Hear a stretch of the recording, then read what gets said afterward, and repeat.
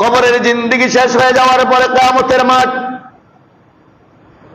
عن عبد الله بن مسعود رضي الله تعالى عنه قال قال رسول الله صلى الله عليه وسلم قال لا تزل قدم ابن آدم حتى يسأل عن خمس عن عمره فيما أفنى وعن شبابه فيما أبلى হযরত আব্দুল্লাহ ইবনে মাসউদ রাদিয়াল্লাহু তাআলা আনহু থেকে বর্ণিত, তিনি বলেন আল্লাহর হাবিব বিশ্ব নবী জনাব মুহাম্মদুর রাসূলুল্লাহ সাল্লাল্লাহু আলাইহি ওয়াসাল্লাম বলেছেন, যেই দিন আল্লাহ রাব্বুল আলামিন কিয়ামতের মাঠ কায়েম করবেন, আলাইসাল্লাহু বিআহকামিল হাকিমিন, বিচারকদের মহাবিচারক যেদিন হয়ে যাবেন, বিচারকদের মহাবিচারকের আসলে যেই দিন সমাসীন হয়ে যাবেন, আমার মুসলমান বন্ধুগণ, আল্লাহর হাবিব বলেছে বনি আদমের পা এক চুল পরিমাণ নড়তে পারবে না, হাত্তা ইসআলা, যতক্ষণ পর্যন্ত না খামসিন, পাঁচটা প্রশ্ন জিজ্ঞেস করা না হবে ততক্ষণ পর্যন্ত বনি আদমের পা এক চুল পরিমাণ নড়তে পারবে না। আন গুবরিহি ফিমা আপনা, এক নাম্বার প্রশ্ন, 40, 50, 60, 70, 80, 90 বছর, 100 বছর হায়াতে জিন্দেগি পাইলাম, এই 100 বছরের হায়াতে জিন্দেগিটা আমরা কোন পথে কাটাইলাম? শয়তানের গোলামি করে না আল্লাহর গোলামি করে? বামপন্থী না রামপন্থী না ডানপন্থী? কোন পন্থী হয়ে কিভাবে আমাদের জিন্দেগিটা কাটাইলাম? ও মুসলমান ভাইরা বন্ধুরা, আমার চক্ষুটা বন্ধ করে ঘরের মধ্যে যখন রাত্রিবেলায় শুইবেন, শোয়ার পরে চক্ষুটা বন্ধ করে 1টা মিনিট, মনে মনে বেশি না, 1টা মিনিট শুধু চিন্তা করবেন, আমার অতীত সময়ে যেটা পার হয়ে গেল, আল্লাহ যখন জিজ্ঞেস করবে আমি কিভাবে জবাব দিব? আমার এই অতীত জিন্দেগিগুলো আমি যে পার করলাম আমি কিভাবে জবাব দিব? কত কত সময় পার করে দিলাম, এইভাবে করে হায়াতি জিন্দেগিটা কিভাবে পার করলাম? যখন আল্লাহ রাব্বুল আলামিন কিয়ামতের মাঠে জবাব গ্রহণ করবে, এই হায়াতি জিন্দেগি কিভাবে ব্যয় করেছি, আমার এই হায়াত নামক পুঁজি, এই সম্পদ, আমার তামাম পৃথিবীর মধ্যে যত সম্পদ, সব সম্পদের বড় সম্পদ হলো আমার হায়াত। যত সম্পদ, সব সম্পদের বড় সম্পদ আমার হায়াত। হায়াতের চাইতে বড় কোনো সম্পদ নাই। সুতরাং এই হায়াত নামক সম্পদটা আমি কিভাবে ব্যয় করেছি, আল্লাহ যখন জিজ্ঞেস করবে কিভাবে জবাব দিব? প্রত্যেকটা দিন রাত্রিবেলায় ঘুমানোর পূর্বে 1টা মিনিট শুধু চিন্তা করবেন, আমার বিশ্বাস 1 মিনিটের চিন্তায় আপনার জীবনের পরিবর্তন এনে দিবেন। আমার বিশ্বাস ঘুমানোর আগে 1টা মিনিট শুধু চিন্তা করবেন, 1টা মিনিটের চিন্তা আল্লাহ রাব্বুল আলামিন আপনার জীবনের পরিবর্তন করে দিবেন। এরপরে নবীজি বলছেন আনা উমিরি ফিমা আপনা, 2 নাম্বার, আন শাবাবি ফিমা আবলা, এই গোটা হায়াতে জিন্দেগি 50, 60, 70, 80, 90 বছর, এই জিন্দেগির মধ্যে আল্লাহ পাক আরেকটা ভাগ করেছেন, একটা ভাগকে বলেছেন যৌবন। গুরুত্বপূর্ণ একটা ভাগকে বলেছেন যৌবন। এই যৌবনের টাইম রক্ত গরম। যৌবনের টাইম যখন থাকে তখন শরীরের রক্ত গরম থাকে, তখন মানুষকে মানুষ বলে মনে হয় না, রক্ত গরম তাই মনে যা চাই তাই করি। এই যৌবনের টাইম, যৌবনের সময়টা আমি কিভাবে ব্যয় করেছি, যৌবনটাকে আমি কিভাবে কাজে লাগাইছি, আমার হায়াতি জিন্দেগির মধ্য থেকে আল্লাহ রাব্বুল আলামিন এই যৌবনের সময়টাকে আলাদা করে হিসাব গ্রহণ করবেন। আল্লাহু আকবার। ওয়া আন মালিহি মিন আইনা ইকতাসাবা ওয়া আনফাকা, 3 নাম্বার নবীজি বলছেন তুমি যে সম্পদ কামাই করেছো, এই সম্পদ তুমি কিভাবে কামাই করেছো? বৈধ না অবৈধ সম্পদের হিসাব দিতে জীবন পার হয়ে যাবে। এই সব সম্পদগুলো কিয়ামতের দিন ফুলসিরাতের ঘাটে স্তূপে স্তূপে জমা হয়ে যাবে। ফুলসিরাতের ঘাটে স্তূপে স্তূপে জমা হয়ে যাবে।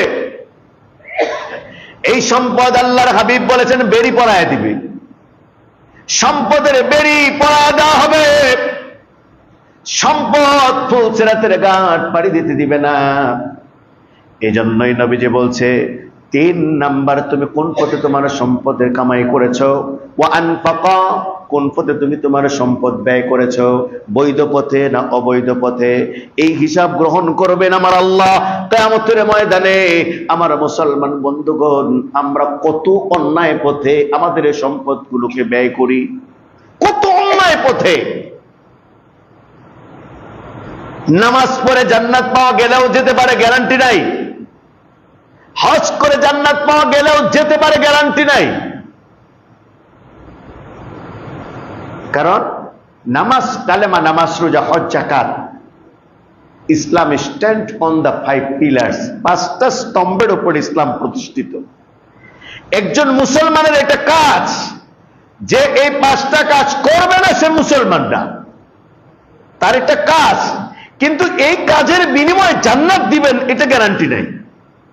হতেও পারে, নাও হতে পারে। জান্নাত কিনা যায় না, জান্নাত পাওয়া যেতেও পারে, নাও পারে, পাওয়া গেলে যেতেও পারে, কিন্তু জান্নাত কিনা যায় না।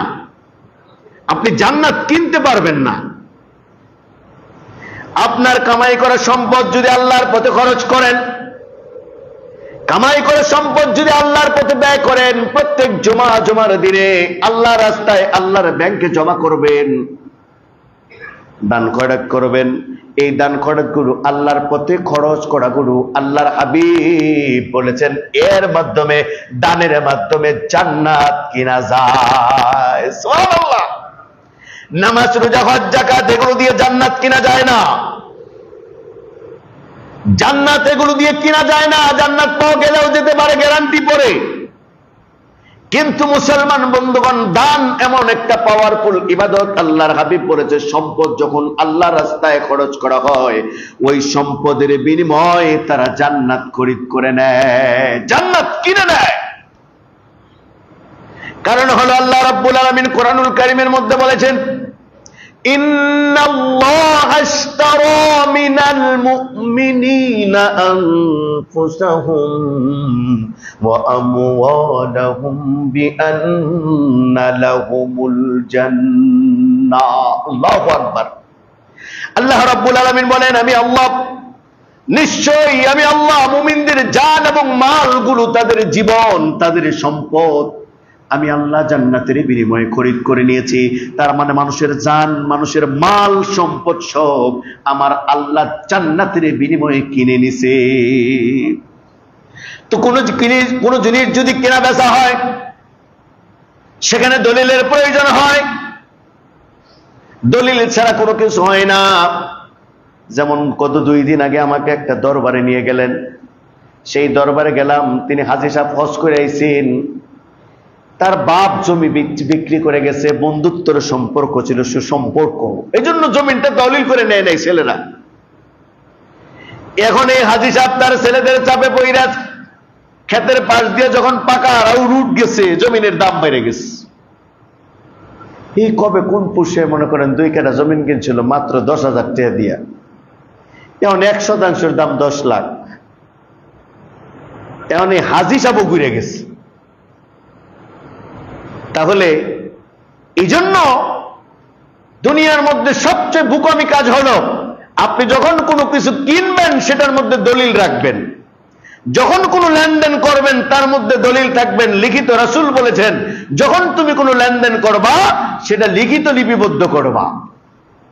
কারণ শয়তান কখন কোন ভাবে কাকে ধোঁকা দিয়ে বিপদগামী করবে সেটা টেরও পাওয়া যাবে না। হাজী আর গাজী হোক, মৌলবী, মৌলানা, আলেম, যা মন্দ তাই হোক, কখন কারে যে শয়তান ধোঁকার মধ্যে ফালাইয়া দিবে তা বলা যাবে না, ঈমান হারা করে দিবে।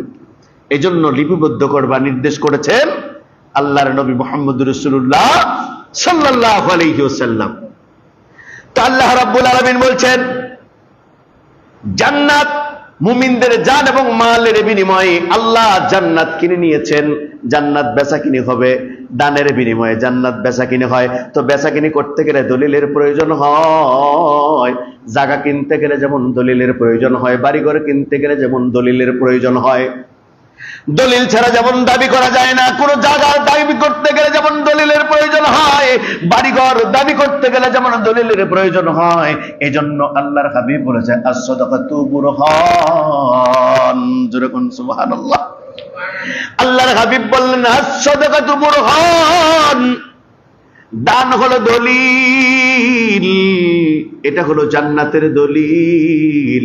মানুষ যখন দান করে তার মানে আল্লাহর পথে মানুষ যখন তার সম্পদ ব্যয় করে, এই সম্পদ ব্যয়ের মাধ্যমে দলিল হয়ে যায়, আর এই দলিল হলো জান্নাতের দলিল। সুবহানাল্লাহ।